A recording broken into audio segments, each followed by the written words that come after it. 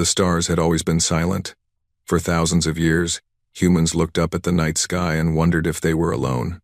They sent radio signals into the darkness. They built telescopes that could see billions of light years away.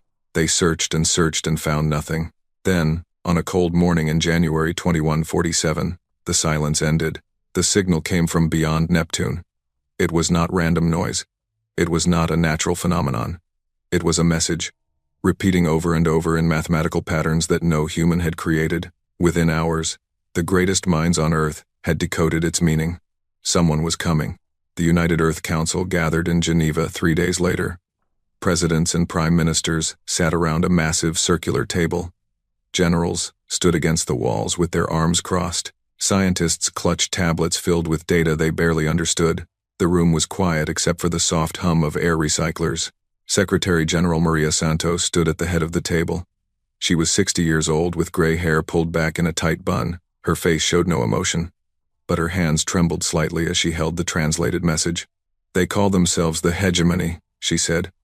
"A coalition of 12 alien species. They have controlled this region of the galaxy for 60,000 years. She paused to let that number sink in. 60,000 years. Human civilization was barely 10,000 years old. These beings had been building empires when humans were still living in caves. They will arrive in our solar system in approximately 6 months. They are sending an ambassador to discuss." She looked down at the paper. "Integration. Integration?" asked the President of the United States. "What does that mean? We don't know yet. But based on the tone of the message, I don't think it means friendship." She was right. The Hegemony ship arrived exactly when they said it would. It was enormous, nearly 3 kilometers long, shaped like a curved blade made of black metal. It stopped just beyond the orbit of Mars and broadcast a signal requesting communication. The world watched as the first video link between humanity and alien life was established. Billions of people stared at their screens, holding their breath, waiting to see what the universe had sent them. Ambassador HFY appeared on the screen, and humanity got its first look at their visitors. He was tall, perhaps 2.5 meters, with skin like gray leather stretched over sharp bones. His eyes were large and completely black, reflecting no light. His mouth was a thin line filled with small pointed teeth. Behind him stood 2 guards of the same species, holding weapons that pulsed with blue light. "People of Earth," HFY said. His voice was deep and cold. "The Hegemony greets you." Secretary General Santos sat in front of the camera, representing all of humanity. She kept her face calm even though her heart was pounding. "Ambassador HFY, on behalf of Earth, I welcome you.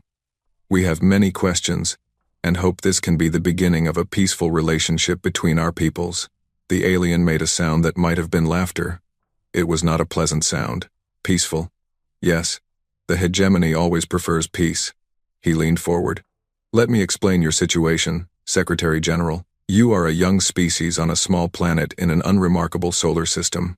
You have achieved basic space travel, but you have no faster-than-light capability. You have no weapons that could threaten even the smallest Hegemony patrol ship. You are, in the language of our coalition, pre-developmental." Santos felt anger rising in her chest, but she kept her voice steady. "We may be young, but we have accomplished much. We would prefer to be treated as equals." "Equals?" This time the laughter was clearer. The guards behind HFY joined in.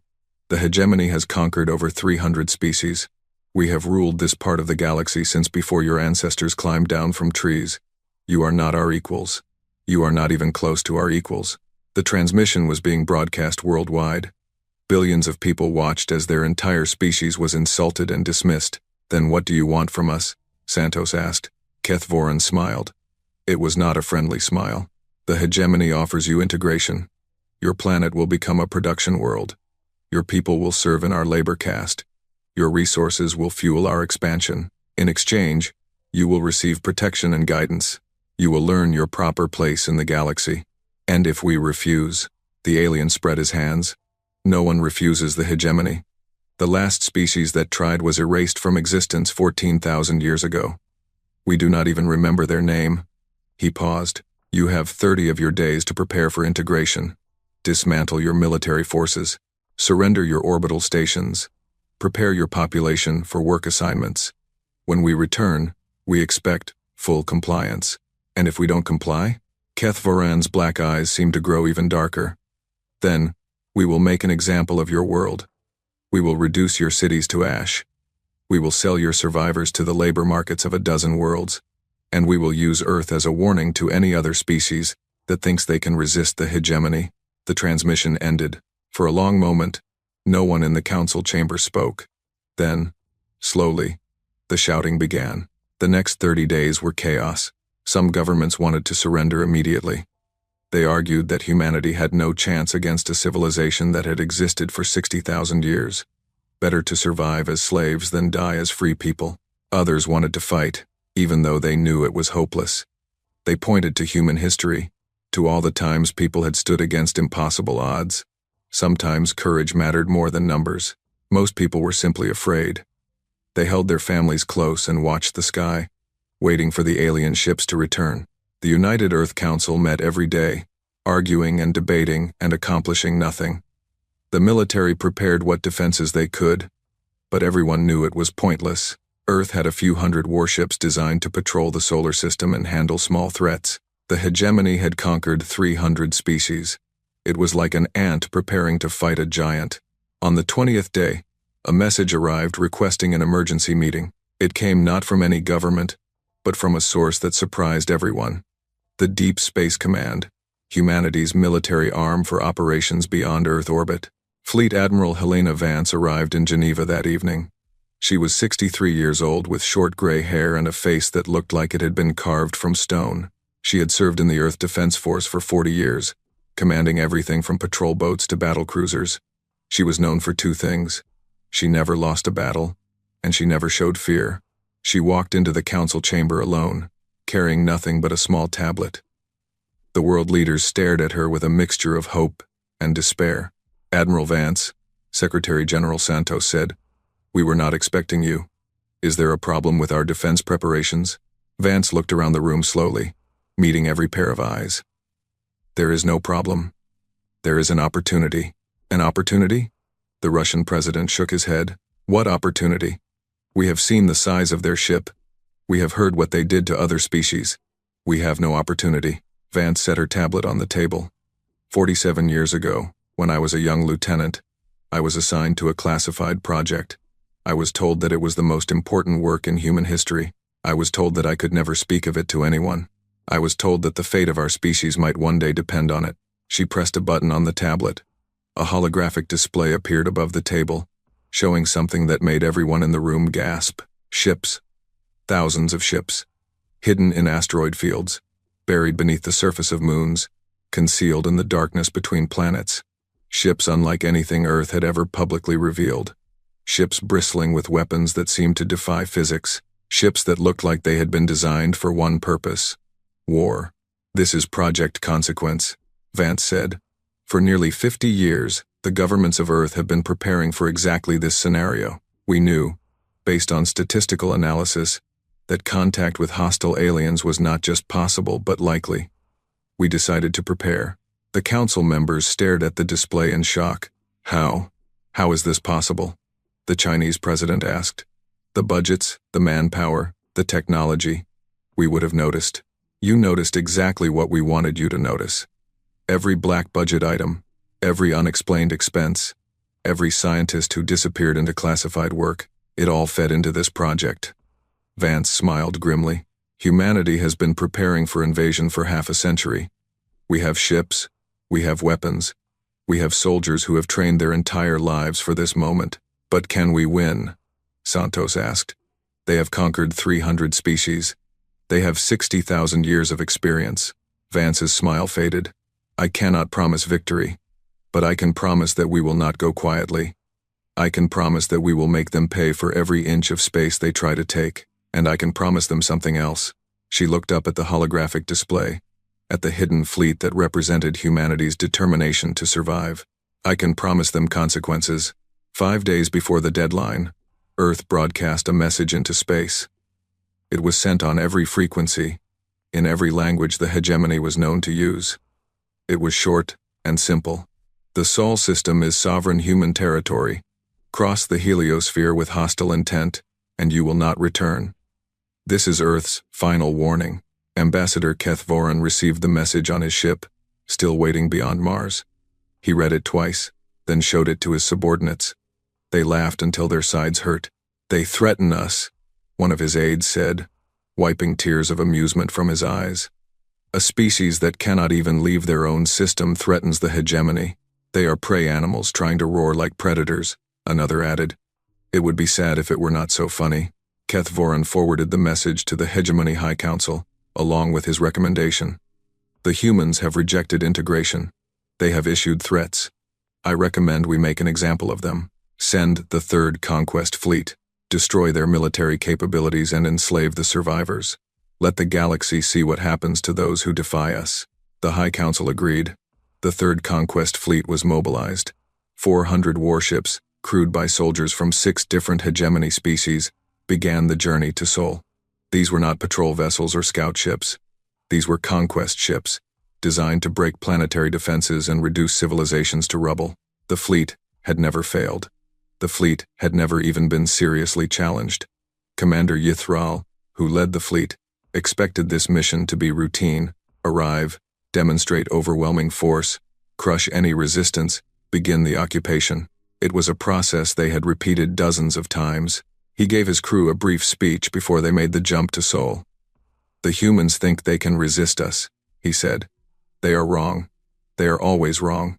In a few days, Earth will belong to the hegemony, and we will add another species to our collection." His crew cheered. They looked forward to the conquest. Humans were said to be creative and adaptable, which meant they would make valuable slaves. The fleet jumped. On Earth, Admiral Vance stood in the command center of the UES Retribution. The ship was hidden in the shadow of Europa, one of Jupiter's moons, completely invisible to any sensors the hegemony possessed. Around her, officers monitored displays showing the entire solar system. Every human ship, every hidden platform, every weapon was marked and ready. 700 vessels of the main fleet, thousands of automated defense platforms, weapons that Earth had kept secret for decades, waiting for exactly this moment. "Admiral," her communications officer said, "the hegemony fleet has entered the system. 400 ships, approaching on standard vectors." Vance nodded. "Do they see us?" "No, ma'am. They're not even scanning properly. They're coming in like they own the place. They think they do." Vance looked at the main display. 400 red dots moving toward the inner system, toward Earth, toward everything humanity had built. "They think this will be easy." She thought about her grandchildren, living in a small house in New Zealand. She thought about all the people on Earth who were looking at the sky right now, wondering if they would live to see next week. She thought about the thousands of men and women under her command, ready to fight and die for their species. "Ma'am?" Her executive officer was watching her. "Your orders?" Vance straightened her uniform. She had been preparing for this moment for 40 years. Every simulation, every training exercise, every sleepless night had led to this. "Send them one last message," she said. "Let them know they were warned." The message was transmitted. It said, "You were warned. You chose to cross. Now face the consequence." Commander Yithral read the message on his bridge. He deleted it without responding. These humans and their pathetic attempts at intimidation. In a few hours, he would probably. Alarms screamed across his ship. "Commander!" His sensor officer shouted. "Contacts! Multiple contacts appearing on all vectors." Yithral stared at his display in disbelief. Where moments ago there had been nothing but empty space, ships were appearing. Not dozens, hundreds. 700 human vessels, materializing out of the darkness like ghosts. "That's impossible," he whispered. "We scanned this entire system. There was nothing here. They were hidden, Commander. Stealth technology we've never seen before." Before Yithral could respond, the human ships opened fire. The first volley hit the hegemony fleet like a hammer from an angry god. Ships that had survived dozens of battles simply disappeared. Shields that had held against species with thousands of years of technological development collapsed in seconds. The darkness of space lit up with explosions. "Return fire," Yithral screamed. "All ships, return fire." But there was nothing to fire at. The human ships moved in ways that should have been impossible, appearing and disappearing, striking from angles that made no sense. The hegemony weapons that did fire seemed to pass through empty space where ships had been moments before. In 11 minutes, 381 hegemony ships were destroyed. Yithral watched in horror as his fleet, the pride of the hegemony, was torn apart by a species that was supposed to be primitive and helpless. His flagship shook as weapons fire struck its shields. "Commander, our shields are failing." "Retreat!" Yithral shouted. "All ships retreat. Jump to safe." His ship shook again, harder this time. The lights flickered. Consoles exploded in showers of sparks. Then everything went dark. When Yithral regained consciousness, his ship was drifting dead in space. Emergency lights cast a dim red glow over the bridge. Most of his crew were unconscious or injured. And on his view screen, he saw something that would haunt him for the rest of his life. Human ships, surrounding his crippled vessel. Not firing, just watching, waiting. A transmission came through on the emergency channel. A human face appeared on his screen. A female, old by their standards, with gray hair and cold eyes. "Commander Yithral," Admiral Vance said. "Welcome to Sol. As you can see, things did not go as you expected." Yithral tried to speak but could only manage a hoarse whisper. How is this possible?" Vance tilted her head slightly. "You made a mistake that many species make, Commander. You assumed that because we were young, we were weak. You assumed that because we were small, we were helpless. You assumed that our warnings were bluffs." She leaned closer to the camera. "We do not bluff, Commander. We do not threaten. We promise, and we keep our promises." Yithral felt something he had never experienced before in his centuries of service. Something no hegemony commander had felt in thousands of years. Fear. "What? What will you do with us?" Admiral Vance smiled. It was not a cruel smile, but it was not a kind one either. It was the smile of someone who had waited a very long time for this moment. "That, Commander, depends entirely on what message your hegemony needs to receive. We gave you one warning. You ignored it. Now you will help us deliver a different kind of message." The transmission ended. Yithral sat in the darkness of his ruined bridge, surrounded by the wreckage of his fleet, and realized that everything the hegemony believed about the universe had just been proven wrong. The humans were not prey. They were something far more dangerous. And the hegemony had just made the worst mistake in its 60,000-year history. 47 years before the hegemony arrived, a young scientist named Dr. Sarah Chen sat in a small conference room beneath the mountains of Switzerland. The room had no windows. The walls were thick concrete. The only door required 3 separate security codes to open. She was 28 years old, brilliant, and terrified. Around her sat 11 other people, scientists, military officers, and 2 politicians whose names she did not recognize. They had all been brought here in secret. They had all signed documents promising never to reveal what they were about to hear. An elderly man in a general's uniform stood at the front of the room. His name was Marcus Webb, and he had spent 30 years preparing for this moment. "Thank you all for coming," he said. "What I am about to tell you will change your understanding of our world. It will change your understanding of our future. And it will change your understanding of why we brought you here." He pressed a button, and a display screen came to life behind him. For the past 15 years, a secret project has been analyzing a simple question. Why is the universe so quiet? We call it the Fermi paradox. The galaxy is billions of years old. It contains billions of stars. Statistically, intelligent life should be everywhere. So where is everyone? Dr. Chen had wondered about this herself. Every scientist had. "We have considered many explanations," General Webb continued. "Perhaps intelligent life is rare. Perhaps technology always destroys the species that creates it. Perhaps the distances are simply too great." He paused. "But we have settled on a different explanation, one that is supported by mathematical models and probability analysis. One that is, frankly, terrifying." He changed the display. A map of the galaxy appeared, with certain regions highlighted in red. "We believe the universe is quiet because someone is making it quiet. We believe there are predator civilizations out there, ancient and powerful, that prey on younger species. They find them, they conquer them, and they either destroy them or enslave them. The silence we hear is not the absence of life. It is the sound of life being suppressed." The room was completely still. "We cannot prove this theory," Webb said. "We may never be able to prove it. But we have decided that hoping we are wrong is not a strategy. We have decided to prepare for the worst. He looked around the room, meeting each person's eyes. We are going to build a fleet. We are going to develop weapons. We are going to train soldiers. And we are going to do it in complete secret, hidden from the public and from most governments. Because if we are right, someday something is going to come for us. And when it does, we need to be ready.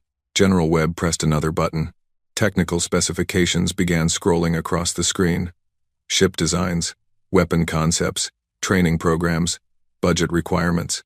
We call it Project Consequence. Its goal is simple: to ensure that any species that attacks humanity will face consequences so severe that they will never attack us again. Dr. Chen raised her hand. Her voice shook slightly when she spoke. General, even if we build all of this, how can we possibly hope to compete with a civilization that might be thousands or millions of years more advanced? Webb smiled grimly. We don't hope to compete, Dr. Chen. We hope to survive. And the key to survival is making your enemy decide that destroying you is more trouble than it's worth. He changed the display again. This time it showed a formula. Complex and strange. This is why you're here, Dr. Chen. You published a paper last year about theoretical applications of quantum field manipulation. You thought it was purely theoretical. You were wrong. We have reason to believe it can be made into a weapon. A weapon unlike anything that has ever existed. Dr. Chen stared at the formula. Her own work, twisted into something she had never imagined. You want me to help you build weapons. I want you to help us survive. Webb's voice was gentle but firm. You can say no. You can walk out of this room and return to your normal life, but I believe you understand what's at stake. I believe you understand why this matters. Dr. Chen thought about her family. Her parents in Shanghai. Her sister in California. The billions of people on Earth who had no idea what might be coming for them. When do we start? She asked. General Webb smiled. We started 15 years ago. You're just catching up. For the next 47 years, Project Consequence grew in secret.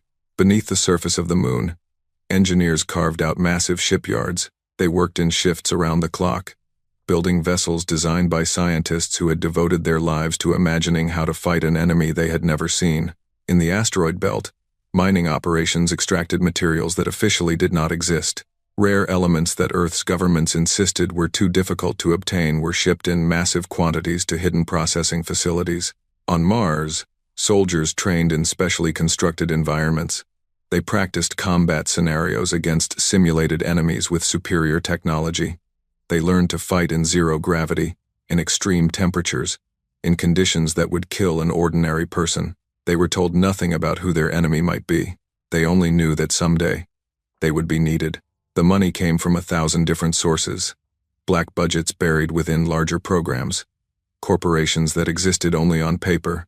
Donations from wealthy individuals who had been told the truth and wanted to help. Every government on Earth contributed, though most of their citizens never knew.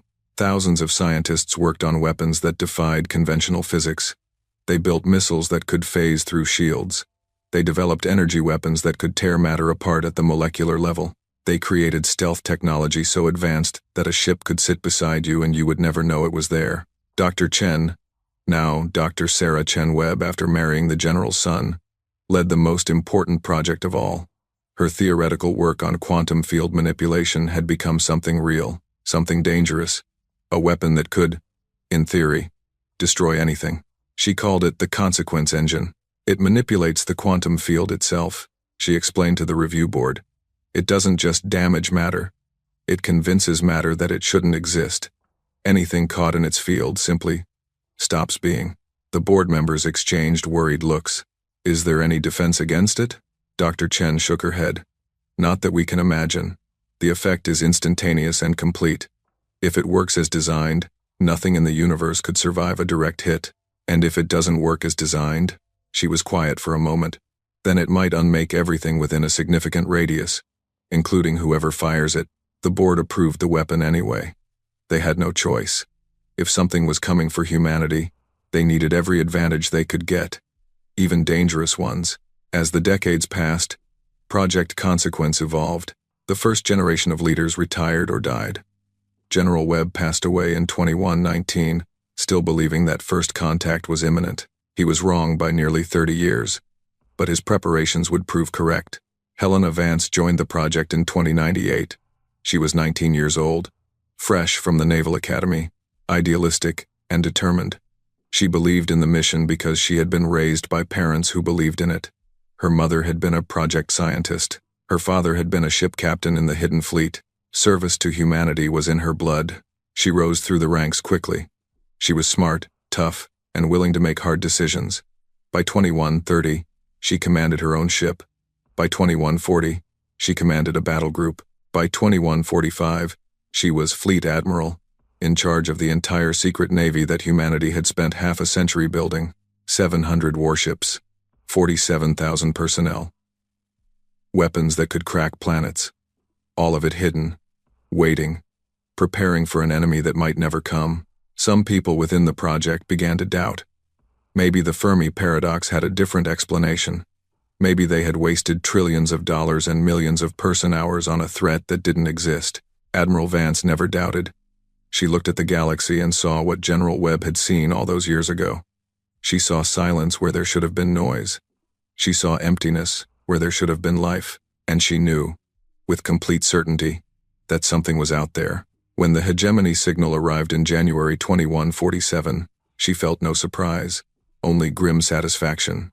Finally, she said when her aide brought her the news. Wake up the fleet. Tell everyone their training is over. The real thing is here.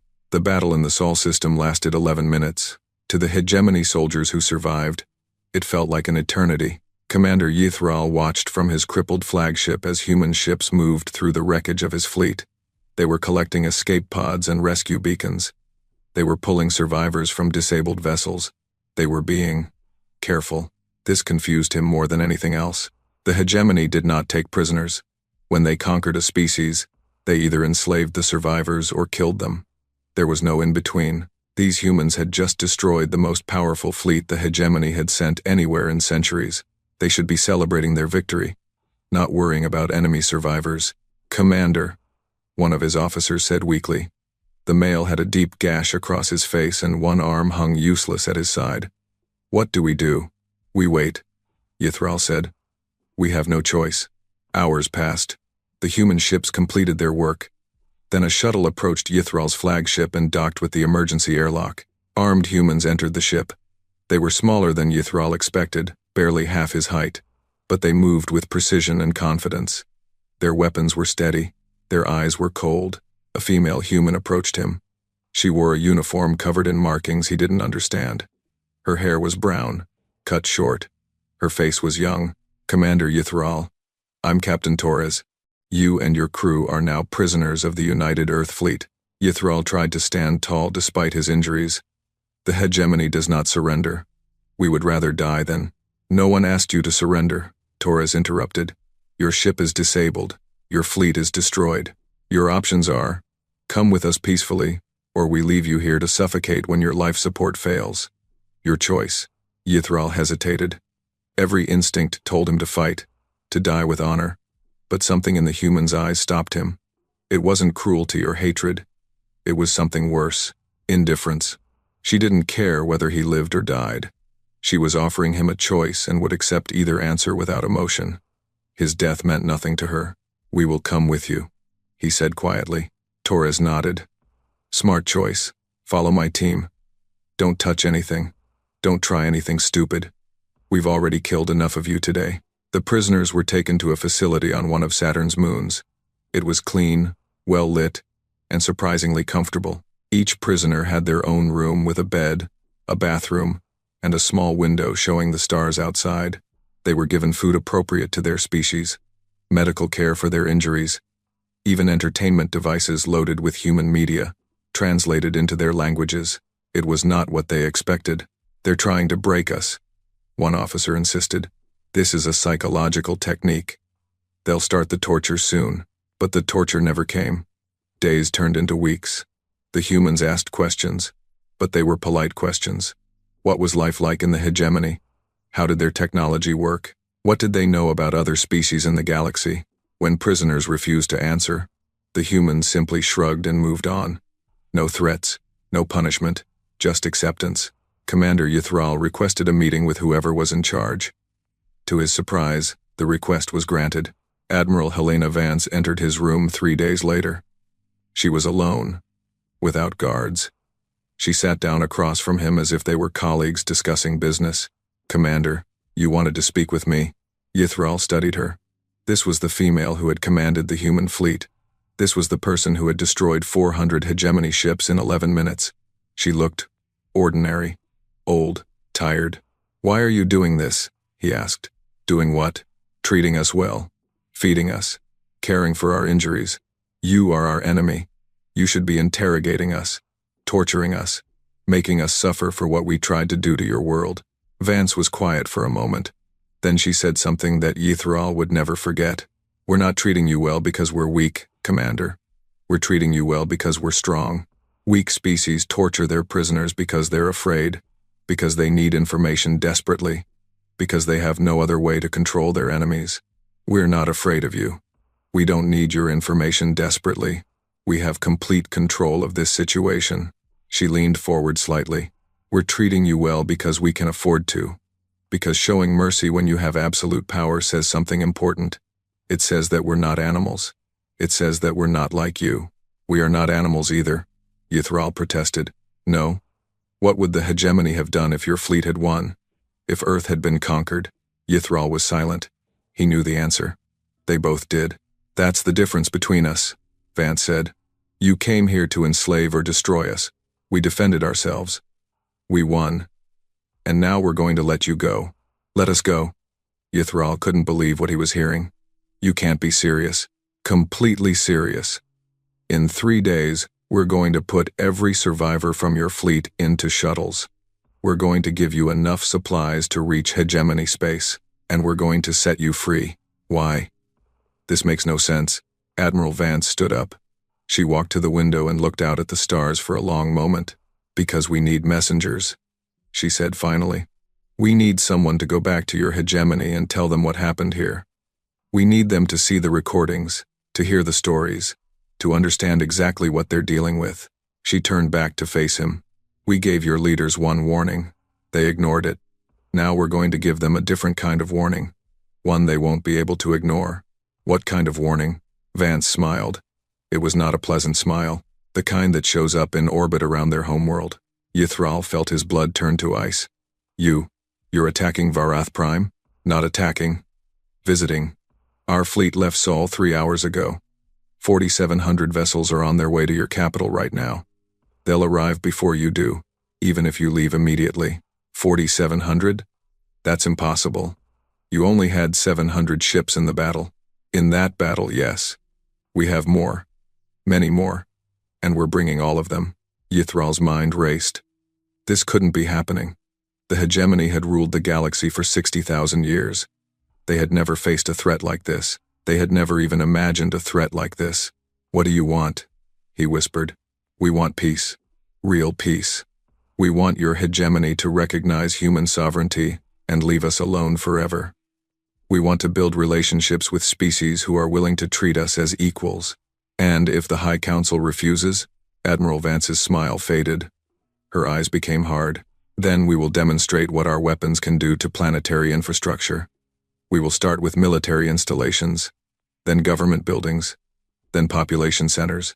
We will keep demonstrating until they agree to our terms or until there's nothing left to demonstrate on." She walked to the door and paused. "Go home, Commander. Tell your leaders what you saw.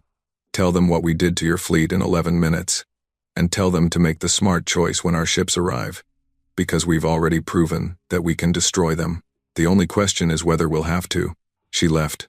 Yithral sat alone in his room, staring at the stars, trying to understand how everything the hegemony believed had been proven wrong in a single day. The humans were not prey. They were not primitive. They were not weak. They were humanity. And the galaxy would never be the same. Commander Yithral stood at the observation window of his shuttle and watched the Sol system shrink behind him. His ship was one of 19 that had survived the battle. 19 out of 400. The rest were debris now, floating in the darkness, monuments to the hegemony's arrogance. Around him, 30,000 survivors sat in silence. Some were injured and wrapped in bandages provided by human medics. Some stared at nothing, their minds still trying to process what had happened. Some wept quietly, mourning friends and comrades who would never come home. They had been given everything they needed: food, water, fuel, medical supplies.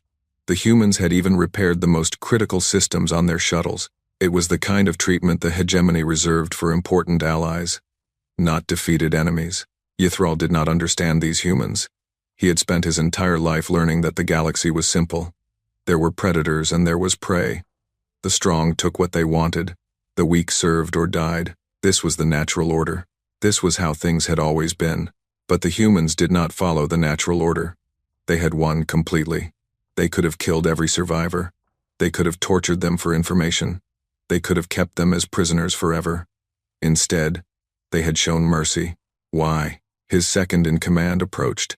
Lieutenant Voss's Ral was young, barely a century old, with a long scar across her face from where a console had exploded during the battle. "Commander, the crew is asking questions. They want to know what happened. They want to know how we lost. We underestimated them," Yithral said simply. "We assumed they were like every other species we have conquered. We were wrong. But how? They are so young. Their civilization is barely developed. How could they defeat us so easily?" Yithral thought about Admiral Vance's words, about strength and mercy, about the difference between the hegemony and humanity. "They spent 50 years preparing for us," he said. "While we grew comfortable with our power, they were building weapons and ships and training soldiers. They knew we were coming before we even knew they existed, and when we arrived, they were ready.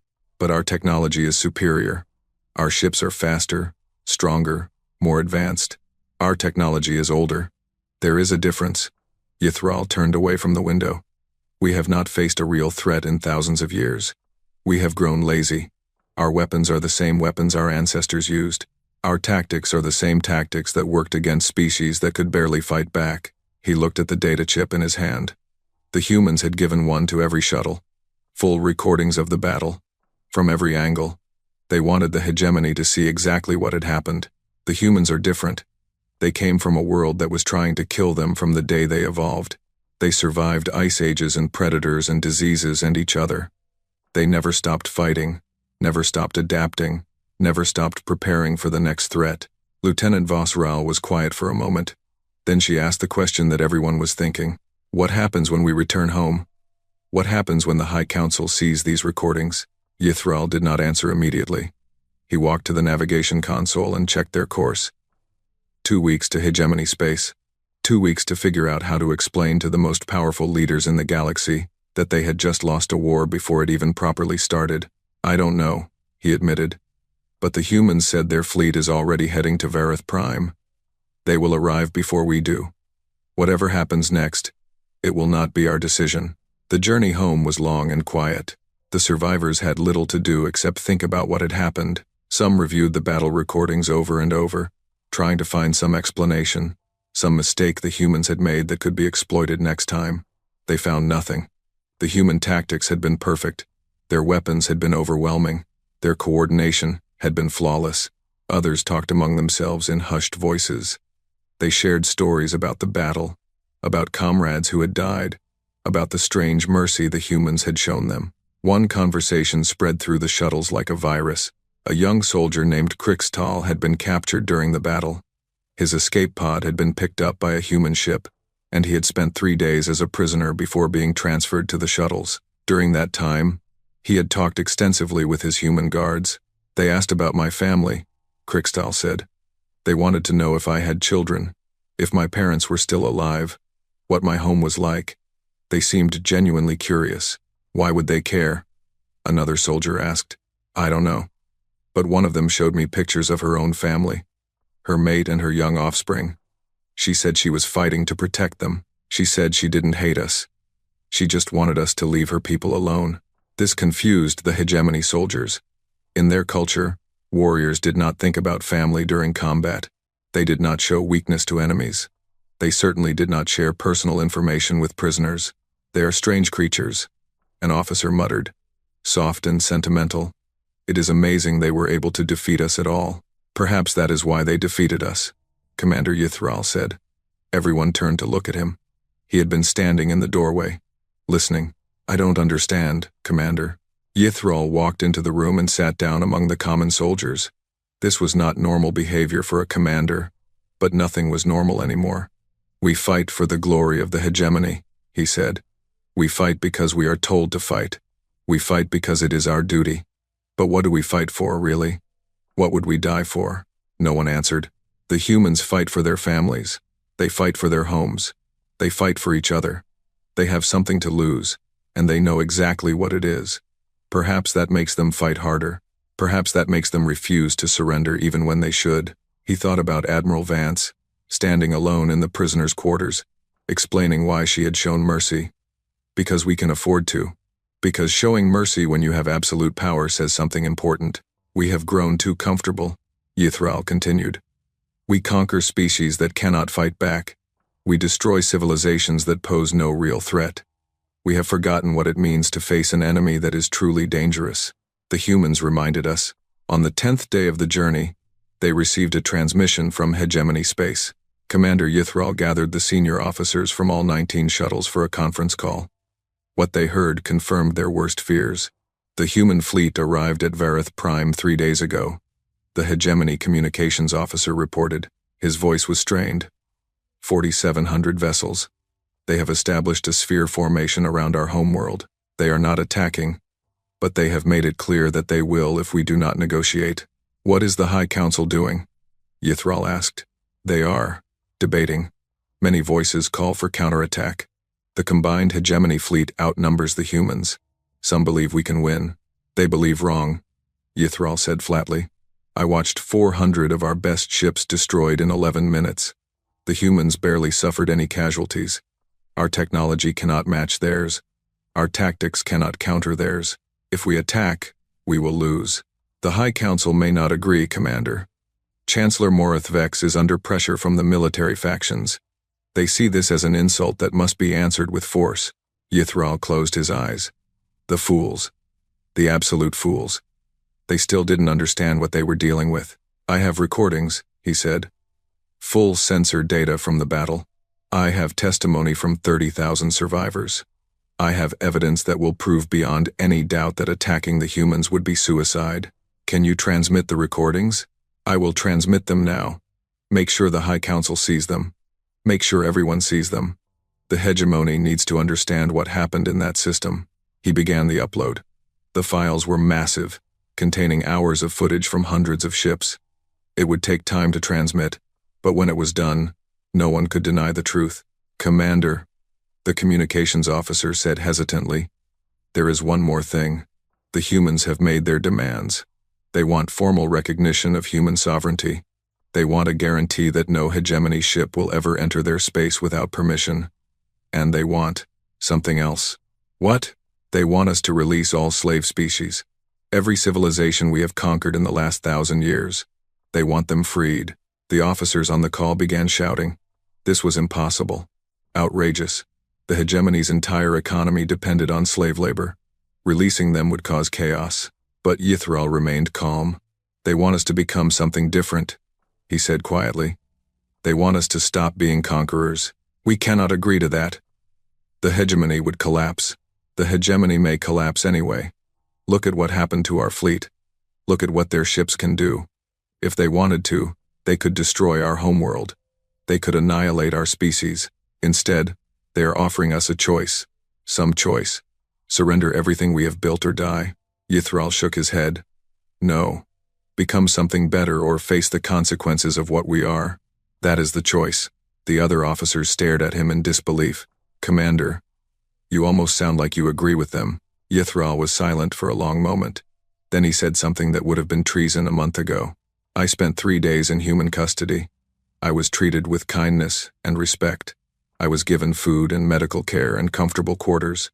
And I asked myself, what would we have done to them if we had won? What did we plan to do to them?" No one answered. They all knew. "We planned to enslave their entire species.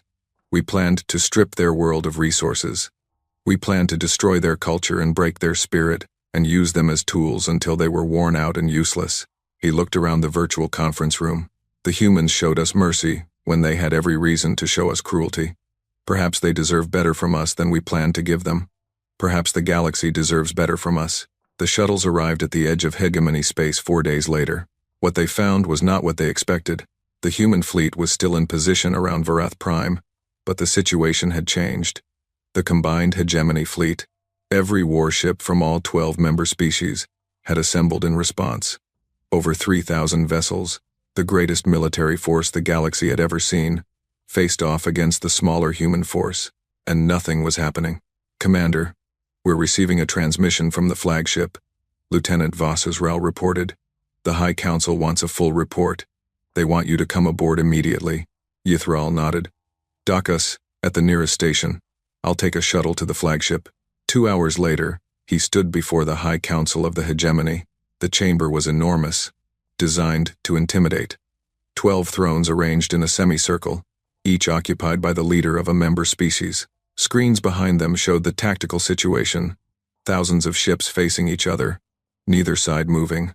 Chancellor Morithvek sat at the center, ancient and powerful.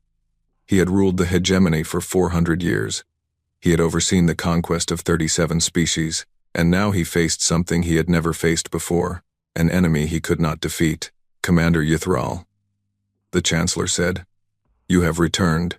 Tell us what happened." Yithral told them everything. The battle, the destruction of the fleet, the capture and imprisonment, the mercy the humans had shown, the message they had sent. When he finished, the chamber was silent. "You expect us to believe this?" one of the council members demanded.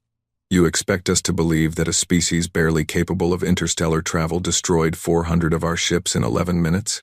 The recordings are available for your review," Yithral said calmly. 30,000 survivors can testify to what they saw. The evidence is undeniable. Then we must counterattack with overwhelming force. The combined fleet has 3,000 ships.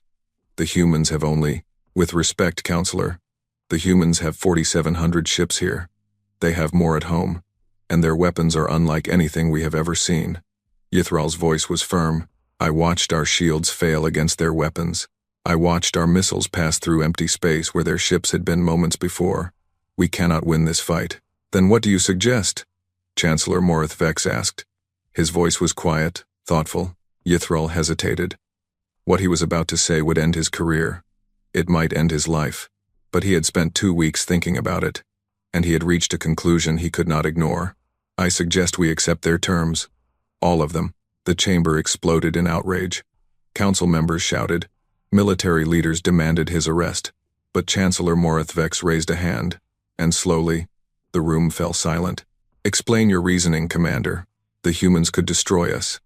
They could reduce our worlds to ash and scatter our people across the galaxy. Instead, they are offering us peace. They are offering us a chance to survive. Yes, their terms are harsh. Yes, they require us to change everything about ourselves. But we will still exist. We will still have our homes and our families and our futures." He looked around the chamber. "The alternative is extinction. I have seen what their weapons can do. If we fight them, we will lose.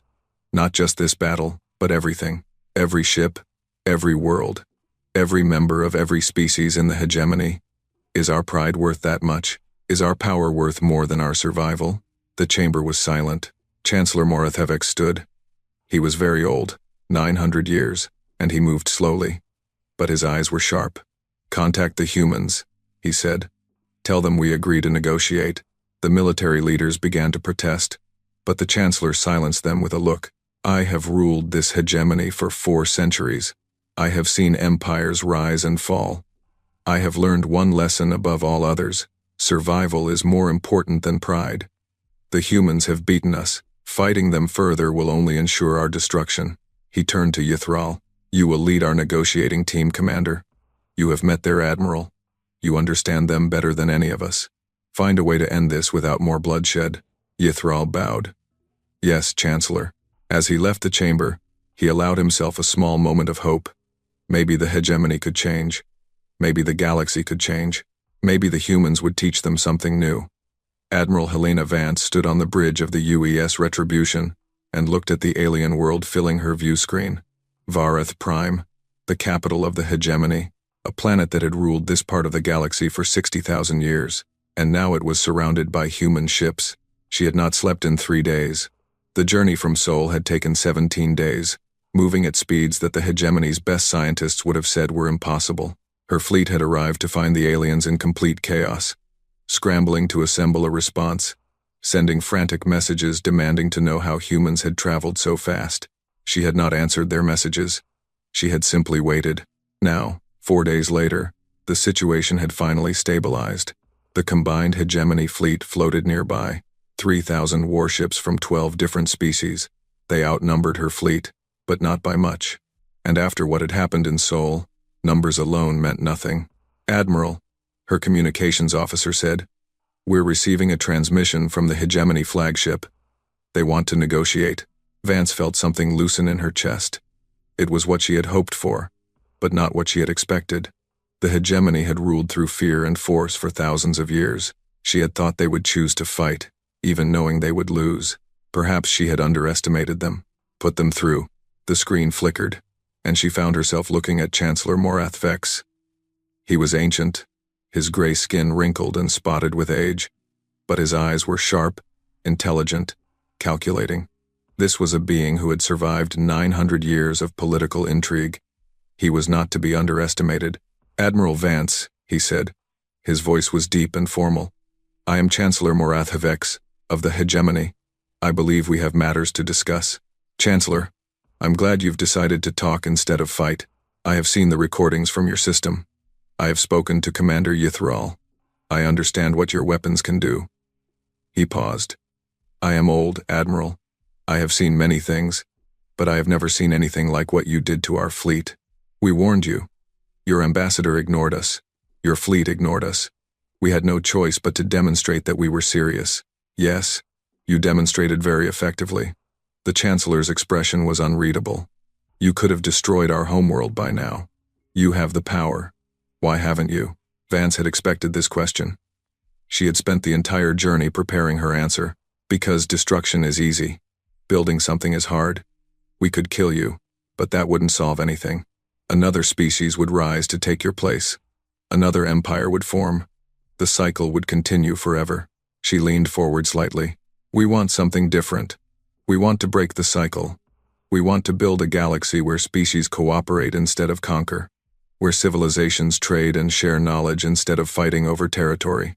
Where being different doesn't mean being enemies." The Chancellor was silent for a long moment. "You speak of ideals. The hegemony deals in reality. Then here is reality. You cannot defeat us. You can fight us, but you will lose. You can refuse our terms, but we will enforce them anyway. The only question is how much suffering happens between now and the inevitable outcome. And what is that outcome? A galaxy where humanity and the hegemony exist as equals, where your slave species are freed, where conquest is replaced by cooperation. That is what we want. That is what we will accept. Nothing less." Chancellor Morath Vex studied her through the screen. Behind him, she could see other council members watching, their alien faces showing various expressions of fear and anger and uncertainty. "You ask us to give up everything we have built. We ask you to build something better. The hegemony has lasted 60,000 years through force.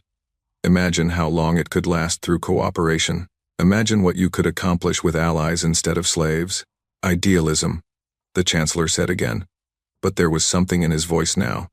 Something that might have been curiosity. "Commander Yithral told me something interesting," Vance continued. "He said that the humans he met were not what he expected. He said we showed mercy when we could have shown cruelty. He said we treated our prisoners with kindness. This confused him greatly. I'm sure it did. The hegemony doesn't understand kindness. You see it as weakness. But kindness is not weakness, Chancellor. Kindness is what separates civilization from barbarism. Kindness is what makes life worth living." She stood up from her command chair and walked closer to the screen. "We are offering you kindness. We could destroy you. We could take revenge for what your ambassador said, for what your fleet tried to do. Instead, we are offering you peace, real peace. A chance to be something more than conquerors." The Chancellor was quiet for a long time. Behind him, the council members whispered among themselves. "I need time," he finally said. "These decisions cannot be made quickly. The council must debate. Our people must be consulted." "How much time?" 24 of your hours." Vance nodded. 24 hours. "But Chancellor, understand this.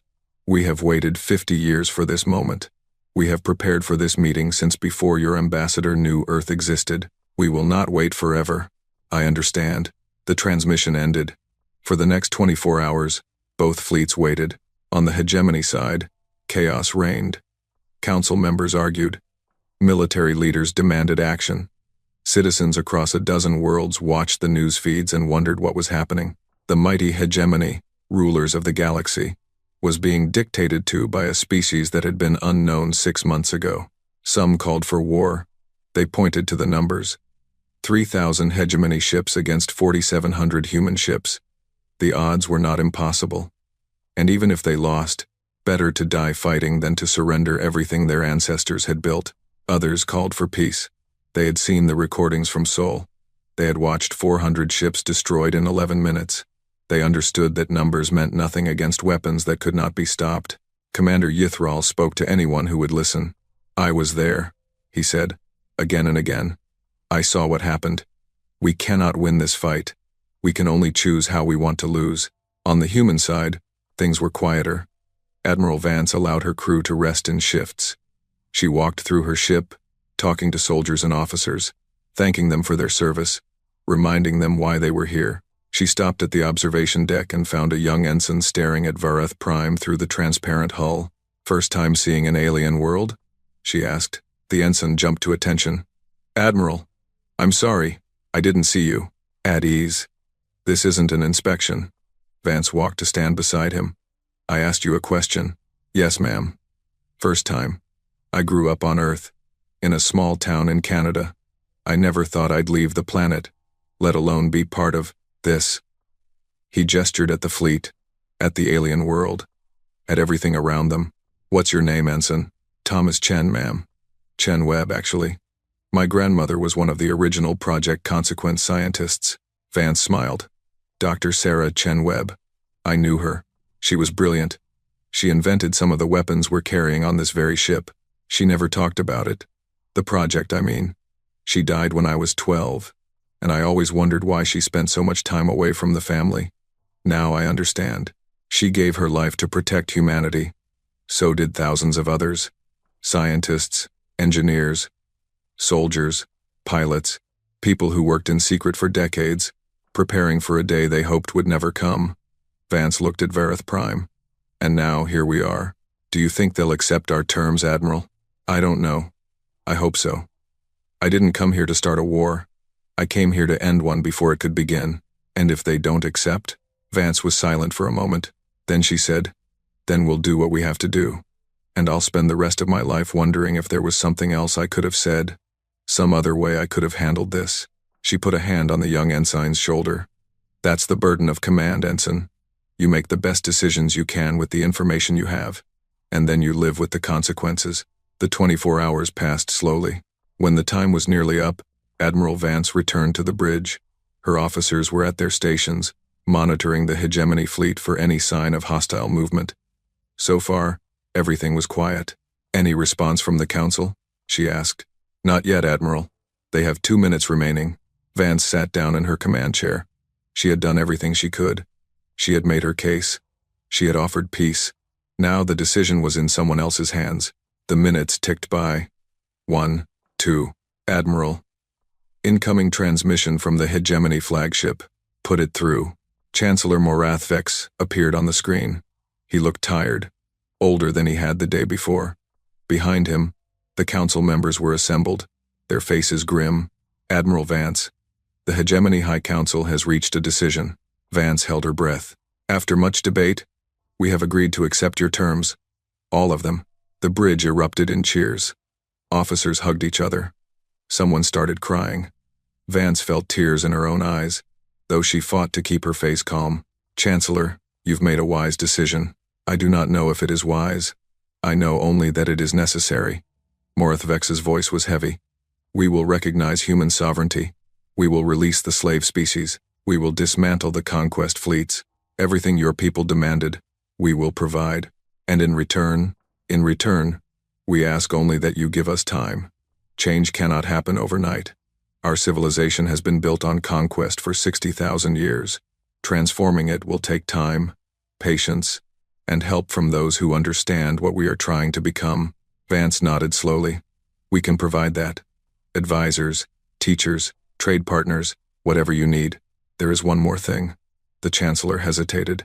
Commander Yithral spoke highly of you. He said you were honorable. He said you showed mercy when you had every reason to show cruelty. I tried. I am old, Admiral. I will not live much longer. But I want to understand something before I die. You could have destroyed us. You could have taken revenge. Why didn't you? Vance thought about the question for a long moment. It was the same question Yithral had asked. The same question she had been asked 100 times during the journey to Varath Prime. Because revenge is easy, she finally said. It's the simplest thing in the world to hurt someone who hurt you. But it doesn't fix anything. It doesn't build anything. It just creates more pain and more hatred. She looked at the ancient alien on her screen. We came from a violent world, Chancellor. We spent most of our history killing each other over land and resources and ideas. We were very good at destruction.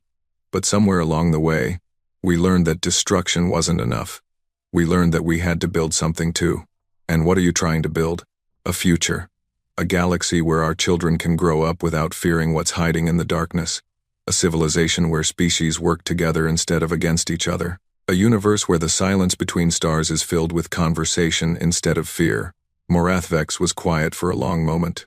That is a beautiful dream, Admiral. It's more than a dream. It's a choice. And today, you made the right one. The signing of the Accord of Soul took place 1 week later.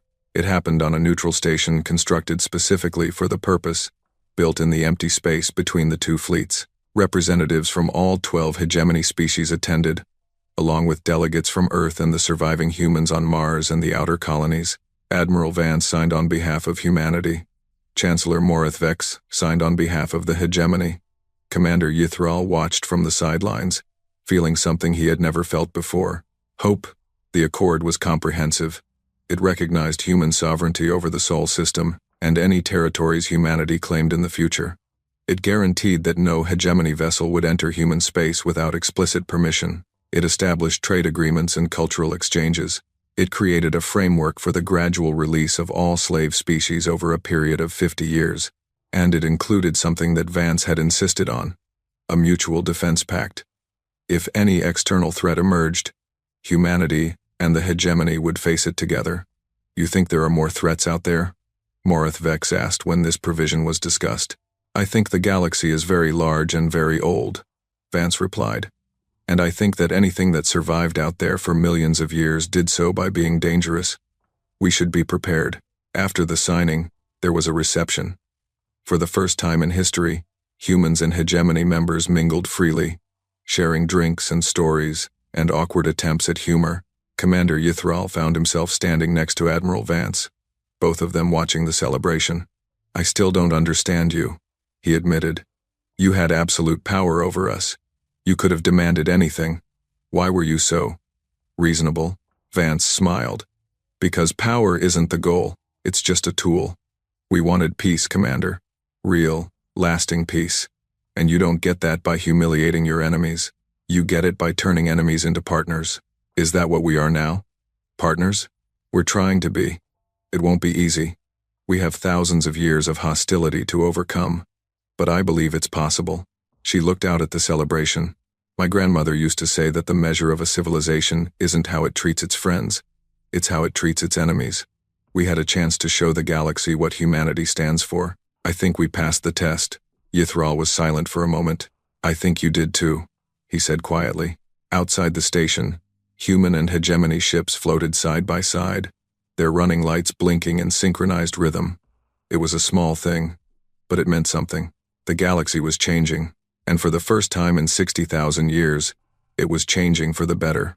50 years had passed since the Accord of Sol. The galaxy was a different place now. The old hegemony still existed, but it had changed so much that the elders barely recognized it. The conquest fleets were gone, converted into trade vessels and exploration ships. The slave species had been freed. Their worlds returned to them, their cultures beginning to rebuild. It had not been easy. There had been rebellions and protests and moments when everything seemed ready to fall apart. Some species refused to forgive what had been done to them. Some hegemony members refused to accept the new order. For years, Chaos had threatened to consume everything, but slowly, painfully, the galaxy had found a new balance, and, at the center of it all, was humanity. Human ships traveled to every corner of known space now.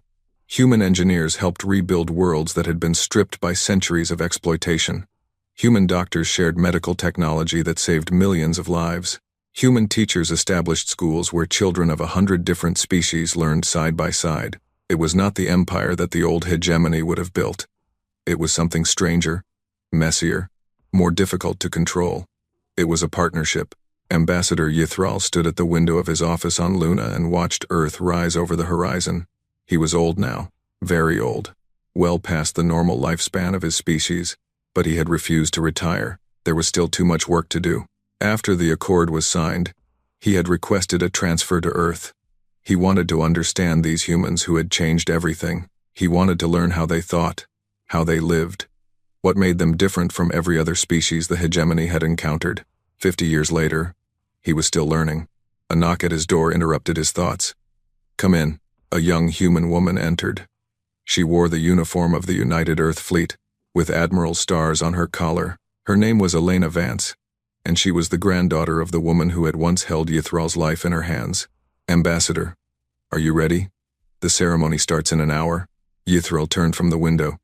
"I am ready, though I confess, I am not sure why they want me there. I was the enemy 50 years ago." Elena smiled. "That's exactly why they want you there. You represent how far we've come. An enemy who became an ally, a warrior who became a diplomat. Your presence means something."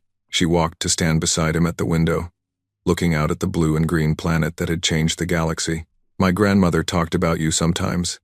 In her final years, she said you asked good questions. She said you were the first hegemony member who really tried to understand us. Your grandmother was a remarkable woman. I never met anyone quite like her. She was, and she believed in what we're building here. Right up until the end." Elena paused. She also said something else.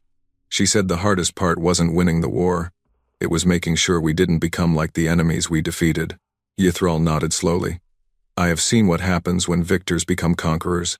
They start as liberators and end as tyrants. Your species has avoided that trap so far. We've tried. It hasn't been easy. There are people who think we should have destroyed the hegemony when we had the chance. People who think we showed too much mercy. And what do you think?" Elena was quiet for a moment. "I think mercy was the right choice. I think we proved something to the galaxy that day. We proved that strength doesn't have to mean cruelty. We proved that power can be used for something other than domination." She looked at him with eyes that reminded him very much of her grandmother. "We proved that humanity was worth saving." The ceremony took place at the memorial site on Luna. It was a simple place. A black obelisk standing in a crater, surrounded by smaller monuments. The obelisk bore the names of everyone who had served in Project Consequence, from the first scientists who had designed the weapons to the soldiers who had crewed the ships in that final battle. Thousands of people had gathered for the 50th anniversary. Humans, of course, but also members of dozens of other species, former enemies, former slaves, all of them united by the events of half a century ago. Fleet Admiral Elena Vance stood at the podium, looking out at the crowd. Behind her, Earth hung in the black sky like a promise. 50 years ago, she began. This species faced extinction. An empire that had conquered 300 worlds came to our doorstep with a simple demand: surrender or die. She paused, letting the words sink in. Our ancestors had a different answer. They spent 50 years preparing for that moment. They built ships and weapons and trained soldiers. They sacrificed their careers and their families and sometimes their lives, all for a threat that might never come. They did this because they believed that humanity deserved to survive. They believed that we had something to offer the galaxy. She looked at the names on the obelisk. These people are heroes. Not because they were brave, though they were. Not because they were strong, though they were that too. They are heroes because they understood something important, that the future is not something that happens to you, it's something you build. She turned to face the crowd directly. 50 years ago, we built a fleet that could destroy worlds. Today, we have used that power to rebuild them. 50 years ago, we faced an enemy that wanted to enslave us. Today, we work side by side with their descendants. 50 years ago, We were alone in the galaxy. Today, we have allies and partners and friends on 100 different worlds. This is what our ancestors fought for. Not victory, not revenge, not dominance. They fought for the chance to build something better. And I believe we have honored their sacrifice. The applause started slowly and built to a roar. Elena stepped back from the podium and found Ambassador Yithral waiting for her. "That was a good speech," he said. "Thank you. I meant every word." They walked together away from the crowd, toward a quieter section of the memorial. Here, smaller monuments honored specific people and events. One of them bore the image of Helena Vance, the first fleet admiral, who had died 15 years ago at the age of 92. "I think about her often," Yithral said, looking at the monument. "I have lived for centuries and met countless leaders, but I have never met anyone quite like your grandmother. What made her different?" Yithral thought about the question for a long time. She understood power. She understood it better than anyone I have ever known. She knew that power is not just about what you can do, it is about what you choose not to do. He turned to face Elena. "When she had my fleet at her mercy, she could have destroyed us. She could have executed every survivor. She could have started a war of revenge that would have burned across the galaxy. Instead, she showed mercy. She sent us home with a message instead of a death sentence. Why do you think she did that? Because she knew that killing us would not make humanity safe. It would only prove that humans were just as brutal as everyone else. She wanted to prove something different. She wanted to prove that humanity was better." Elena smiled sadly. "She wasn't sure we were. She told me once that she was terrified the whole time. Terrified that she was making a mistake. Terrified that the hegemony would see mercy as weakness and attack again. But she did it anyway. Yes, she did it anyway." They stood in silence for a moment, looking at the monument. "I have studied your species for 50 years, Yithral said finally. "I have learned your history, your languages, your cultures. I have tried to understand what makes you different from every other species the hegemony encountered. Have you figured it out?" Yithral made a sound that might have been a laugh. "No. Every time I think I understand, you surprise me again. But I have a theory. Tell me, you carry violence in your blood. Your world was dangerous, and you survived by being dangerous too. You are capable of terrible destruction. We saw that in the Battle of Seoul." He paused. "But you also carry something else. Hope, perhaps, or stubbornness, or maybe just a refusal to accept that things have to stay the way they are. You look at the galaxy, and you don't see it as it is. You see it as it could be. Is that good or bad? I think it is. Rare. Most species accept the galaxy as they find it. They adapt to the rules that already exist. Humans look at the rules and say we can do better. And then somehow, against all odds, you do." Elena looked up at Earth, hanging in the sky above them. "We've made a lot of mistakes over the years. We've done terrible things to each other and to our world. Sometimes I wonder if we deserve all this. If we earned it, or if we just got lucky. Does it matter? I don't know. Maybe not." They started walking back toward the ceremony. The crowd was beginning to disperse, groups of different species mixing and talking, sharing food and stories. "What happens next?" Yithral asked. "Where does humanity go from here?" Elena smiled. "Outward. Always outward. There are still billions of stars we haven't visited, civilizations we haven't met, questions we haven't answered, and threats you haven't faced. Yes, those two." Her smile faded slightly. "We still don't know what's out there. Beyond the space we've explored, we still don't know why the galaxy was so quiet for so long. We're better prepared than we were 50 years ago. But the universe is very large." Exactly. They reached the edge of the memorial site. Shuttles were arriving to take guests back to their ships, their homes, their worlds. "I should go," Yithral said. "I have meetings tomorrow.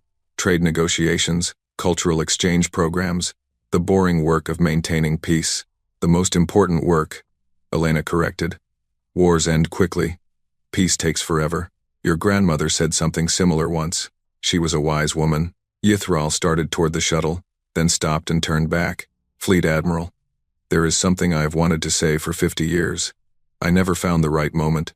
"What is it?" The old alien was quiet for a moment. His dark eyes reflected the light from Earth and the stars beyond. "Thank you." Elena blinked. "For what?" "For everything. For defeating us and sparing us. For showing us that there was another way to live. for refusing to become what we were. He paused. The hegemony was dying. Fleet Admiral, we had been dying for thousands of years. Even if we didn't know it, you could have ended us quickly. Instead, you gave us a chance to become something new. We gave you a choice. You made the decision. Yes, but you made the decision possible. He straightened, somehow looking less old, less tired. My species spent 60,000 years conquering the galaxy. We thought we were the masters of everything. We were wrong. You taught us that, and for that lesson, I will always be grateful. He turned and walked toward the waiting shuttle. Elena watched him go, feeling the weight of 50 years of history in her chest. When he was gone, she turned back to look at the memorial.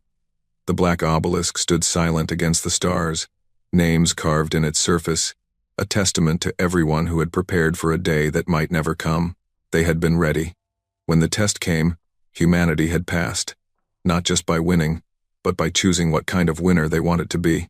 Above her, ships from a dozen different species moved through the sky, their running lights blinking in peaceful patterns, human ships and hegemony ships and ships from species that had been slaves a generation ago, all of them sharing the same stars. This was what victory looked like. Not conquest, not domination, not revenge. Partnership, cooperation, hope. Elena Vance, granddaughter of the woman who had faced down an empire, looked up at the galaxy and smiled. There were still dangers out there. There always would be. The universe was vast and dark and full of things that humanity had never seen. But whatever came next, they would face it together. Earth had sent one final warning, and the galaxy had listened. Now it was time to build something worth protecting. Far away, in a region of space that humanity had not yet explored, something stirred. It was old. Older than the hegemony, older than any civilization that currently existed. It had slept for millions of years, waiting for something to wake it. And now, faintly, it sensed something new in the galaxy.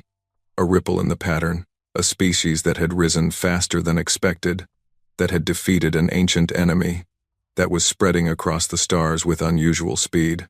The something considered this information, then it went back to sleep, but not as deeply as before, and in its dreams, it began to plan.